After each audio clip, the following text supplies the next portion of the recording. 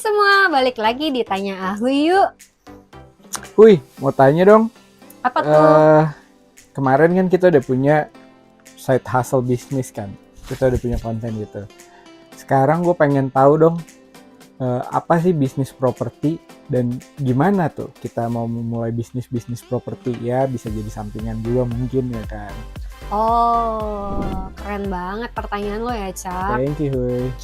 Oke, so apa itu bisnis properti, Chart? Jadi bisnis properti itu suatu kegiatan usaha yang bergerak di bidang pengelolaan aset properti. Jadi bisa berupa tanah atau bangunan. Jadi kalau bangunan itu bisa seperti rumah, apartemen, ruko, indekos, ataupun lainnya. Tanah pun bisa disewain ya? Betul, tanah pun bisa disewain gitu. Wah, menarik juga ya. Jadi kita sewain tanah tanpa modal bangun juga ya? Betul. Jadi kalau kita lagi nggak mau bangun, kita beli tanah aja. Kita bisa juga jadiin tanah itu sebagai perkebunan, misalnya untuk tanam-tanam sesuatu, ladang atau ladang, apa gitu ya. Gitu. Nanti kita sistemnya kayak bagi hasil gitu Wah, deh. seru juga ya. Iya, seru juga. Nah, saat ini tuh kalau dibilang pebisnis dapat menekuni beberapa usaha properti. Jadi kayak seperti jual beli properti, sewa menyewa, menjadi agen properti. Bahkan yang terakhir tuh kita bisa lakukan investasi properti jangka panjang ya. Itu gimana tuh kalau jangka panjang? Jadi kalau misalnya kita punya sejumlah dana yang kita nggak pakai dan kita mau lakukan investasi properti tersebut, tentunya pasti kalian mesti dengerin dulu tuh tips yang sebelumnya, dimana kita bisa mencari rumah atau investasi properti yang cocok dengan budget kita. Terus? Nah, keuntungan dari usaha properti itu ada banyak. Suka nih gue yang untung-untung gini. Iya, lo mau yang untung kan? So, yang pertama tuh kebutuhan properti itu sebenarnya selalu tinggi, Cap. Ya, betul. Jadi kadang-kadang tuh orang yang punya bisnis pemikiran gue mau memiliki potensi keuntungan yang besar, ya salah satunya di properti. Tapi jangan salah, Cat, waktu lalu nih pas zaman pandemi bisnis properti itu lagi turun banget. Bahkan orang tuh cenderung ya karena kemarin pandemi kehilangan pekerjaan jadi jual-jualin tuh dengan murah. Sebenarnya waktu lalu pas pandemi tuh kita kalau punya uang yang cukup kita bisa invest tuh di situ.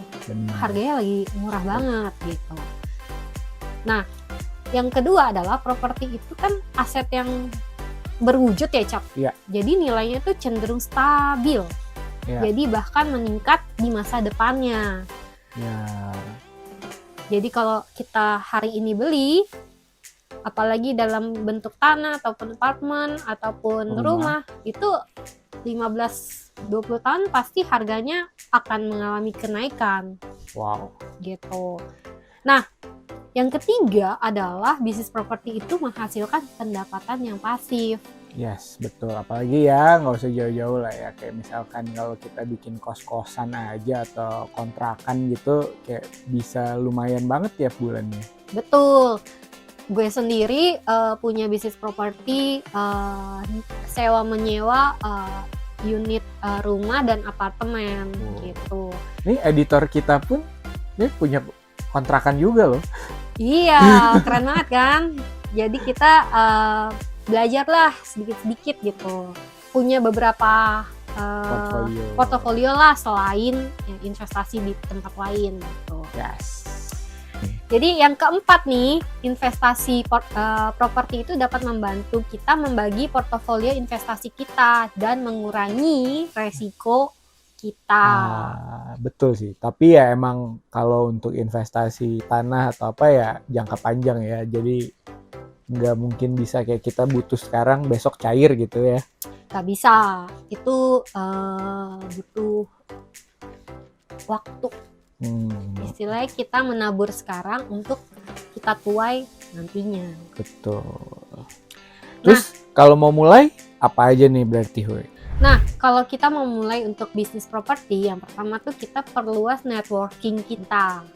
Jadi kita tuh harus yang namanya mengikuti pelatihan tuh Chart untuk Iya. kita bisa memperluas jaringan kerjasama kita dengan beberapa orang penting di bidang ini gitu.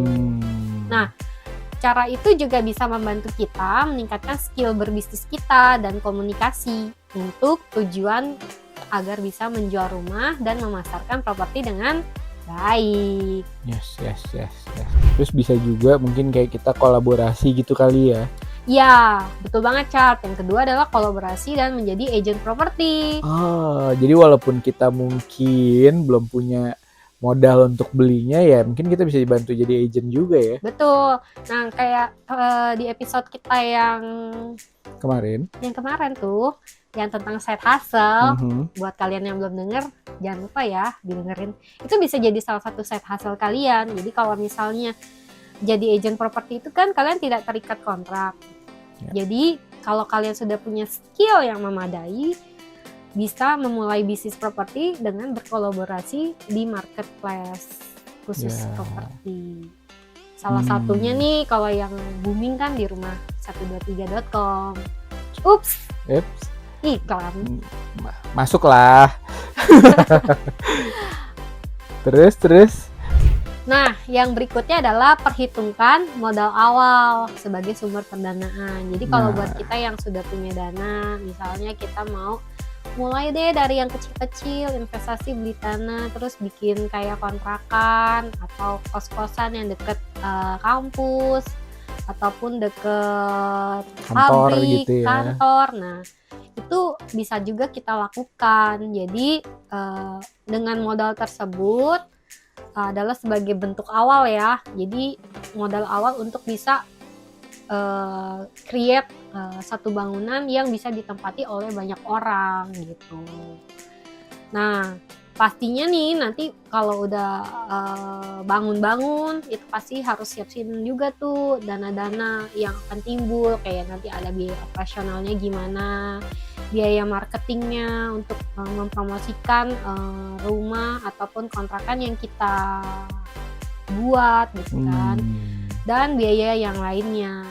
Nah, yang keempat nih, buat kita yang istilahnya baru nggak punya dana, kita juga bisa lakukan bisnis properti ini, Cat. Jadi selalu start dengan apa yang ada di dalam dirimu gitu. Betul. Di dalam tanganmu gitu. Nah, kalau buat kamu yang start bisa melakukan dengan kayak bantu orang-orang sekitarmu atau teman-temanmu yang ingin menjual propertinya atau mencari properti baru ataupun lama, kamu bisa bantu mereka tuh. Iya. Tanpa pakai modal. Oh iya.